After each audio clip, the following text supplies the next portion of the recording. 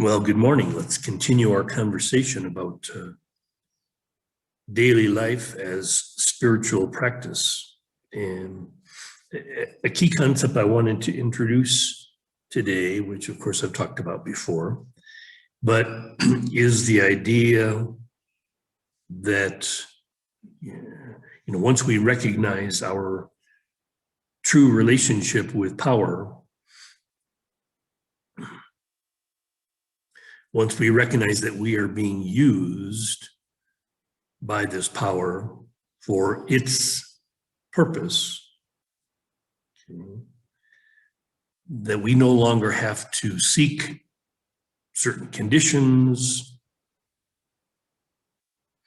We don't need to seek ways to be empowered or affirmed. This comes to us internally from our relationship with the unmanifested, with the timeless realm. And we recognize again this idea that the universe is always conspiring for not our best interest personally, but its best interest. So the efforts that we take to strengthen our position, strengthen our cause, this is why I reflect back to the Tao Te Ching so much. If you believe that you need to seek something that will make you stronger or improve your position, then you're actually weakening yourself. It's an affirmation that by seeking something, you're essentially affirming that you do not already have it. So the key concept here is to recognize that we already have all the essential ingredients. We were more or less given at birth, and our life experience has helped refine these qualities so that we could use or be used these qualities for our highest function. Okay, and I've made reference a lot in past videos. You can always go back and look at the transcripts from earlier videos where I've talked about this whole evolution of consciousness, but this Carl Fried Graf Durkheim, the one who really informed Eckhart Tolle, very, very important, very clear writing, and I'll offer quotes from time to time from his writing. He passed in the early 1990s.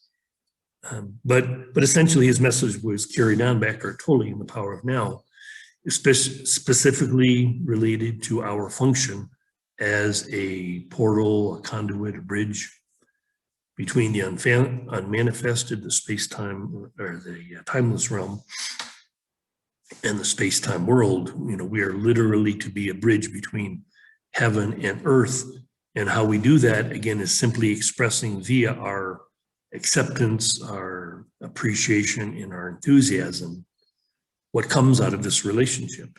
Okay, it's not conditional on elements of our world. Actually, our world is conditional on elements of our consciousness. Okay, so seek not to change the world, seek to change your mind about the world. If you gain this consciousness that you literally you are given each day, you are given all of the power, all of the tools that are necessary, then simply our function is to show up, pay attention, be honest, just express from this place of confidence, of conviction that we are these emissaries of light. We know this light, we know this power, and we find ways via our creativity to express it.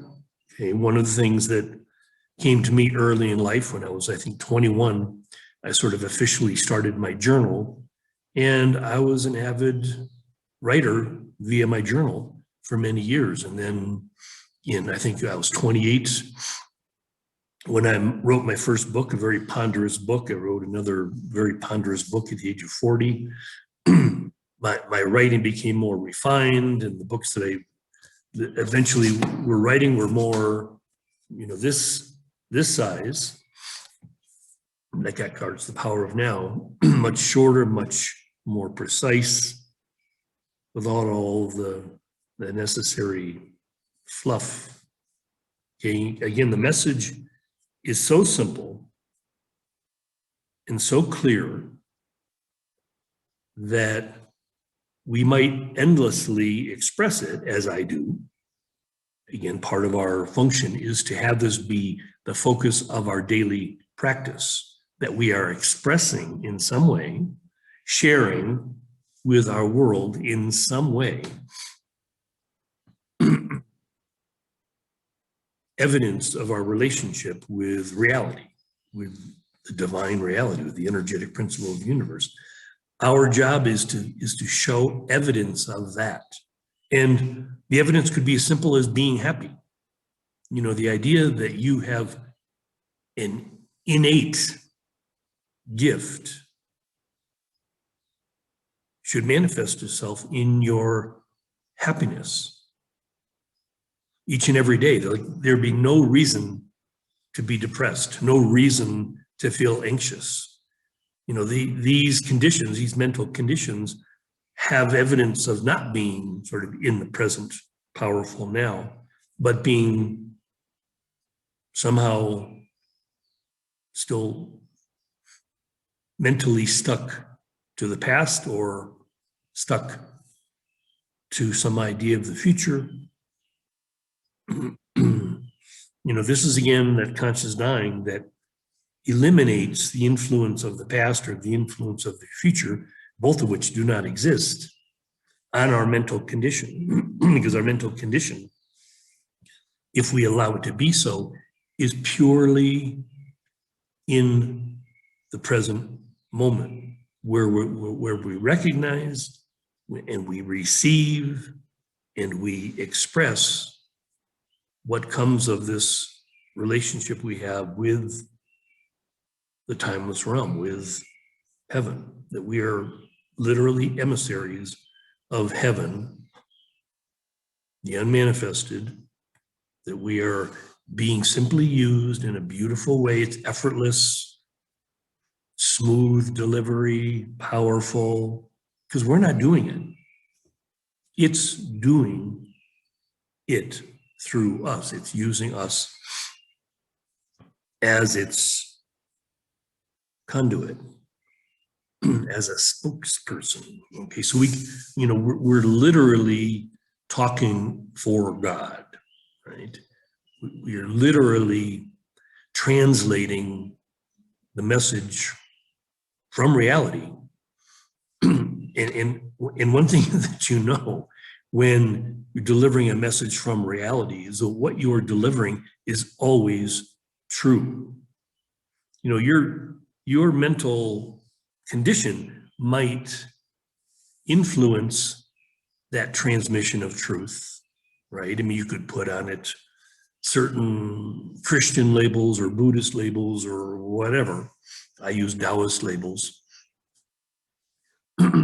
But we realize as we're making a delivery that those labels are not really that important. They're evidence of structures that don't really hold great power or meaning. Okay, the power or meaning is in the essence of the talk. And that's why as part of your research, if you're seeing truth as expressed by some other spokesperson, depending on his or her inclination, it might have a different slant, a different color. Okay, like colors of the rainbow. You might say, we have 7 dominant languages, 7 dominant religions. These are the colors of the rainbow.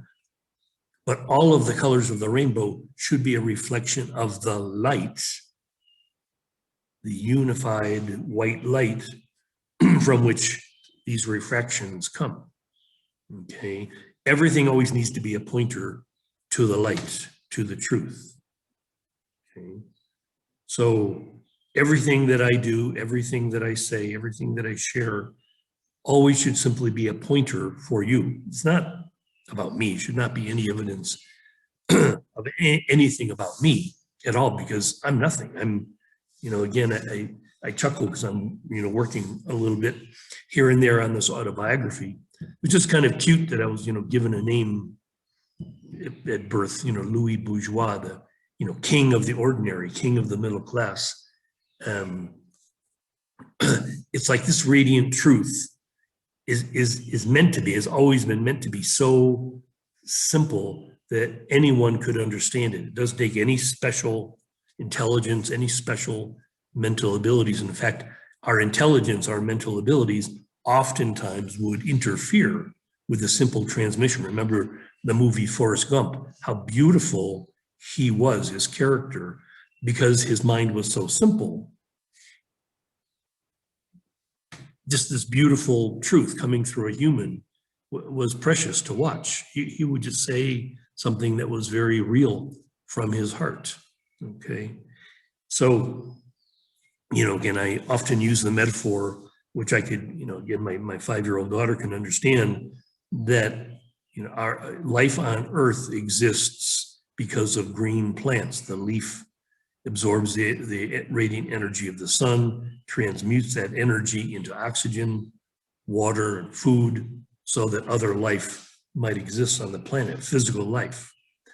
This is the job of every green plant. That's what its purpose is. Not to look pretty, not to take a certain form. Doesn't matter whether it's a blade of grass or a bushy plant or a tall tree.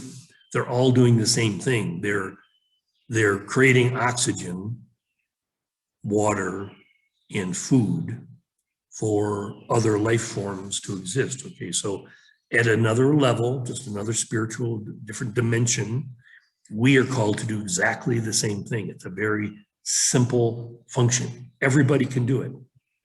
If anybody, this is why I think in the very near future, there's going to be this very beautiful download, which I hope, and I shouldn't say I hope, I know I'm a part of this download, where this expression of truth becomes crystal clear to everybody who remain on the planet. And everybody basically aligns with this idea that, oh, wow, life is really meant to be simple, happy. Everyone giving their highest expression for the simple sake of giving that expression, because that is our happiness. I'm not giving my creativity to earn money, or giving my creativity to take care of my family, or giving my creativity, it might be that as a person, as a body, I'm also accomplishing those things. But if the creativity is in itself the point, then the other things are just taken care of. This is literally what we've been taught by this powerful principle, is that if we mind our function and that only, if that's what we mind, if that's what we're consciously doing for that purpose, okay, for the purpose, because that's what we are created to do, is to be these points of light, these transmission. Again, the body and the person is simply a communication device. So my ability to write, my ability to speak clearly, to explain to you, to explain to others, that's my function. The other things, what I do in my daily life, chop wood, carry water, that's useful, it's meaningful to keep my body and my family's bodies supported, but only really for this purpose. If there wasn't this purpose for me in having a body, then the rest of it wouldn't make any sense. It wouldn't really work. And this is where humans have struggled for the longest time, because since our evolution as a species, most people have been very confused about reality, what's their function and all that. A few people have been clearly enlightened in that regard. And then there's all the confusion about making them special and all the religions and things like that that are founded. It's simply, again, is an evolutionary process. In the future, everyone will understand, wait a minute, we all have this, we all get this, it's all common knowledge. There's no longer any reason to have any teachers, any special others that we would revere and think, oh, she understands, she has access. And this is something, again, I would always say to people, if you ever run across a teacher and that teacher appears to have inside information, special access to the truth, bullshit. No, it's not true. That's their own egoic thing, just making shit up. It's not true. Okay, and I won't name names, but I'm sure all of you know many of these frauds that pretend to have special inside information. And that's automatically a pointer to the fact that they're making shit up, right? Or they have some egoic reason to want to make themselves appear special. It may be that some of their fraudulent bullshit has elements of truth in it, and that's okay. I mean, again, I've gleaned through so many in the decades of my own personal research. So it's fun when you see those radiant nuggets of truth in there, but then you have to get rid of all the other crap that has to do with, this person, especially if they're putting out some kind of a formula, some kind of a path to follow, that there's particular mantras or yogic postures or whatever that will help you in your journey. It's all bullshit. It's not true. It's not, I mean, all of my life, I'm almost 70 now. And for the past 50 years, I've really been on this path. And I've always had this intuition saying, no, don't attach yourself to some particular path or form of meditation or prayer or whatever. It's helped me along greatly, okay, that this whole thing is an inside job, and that the more we literally let go of any magical thinking, let go of any possibility that there's a special formula for success on the spiritual path. It's it's great. I'll read you some quotes from Durkheim, because there's a couple of really good ones about how we support each other as rafts to the far shore to really get this.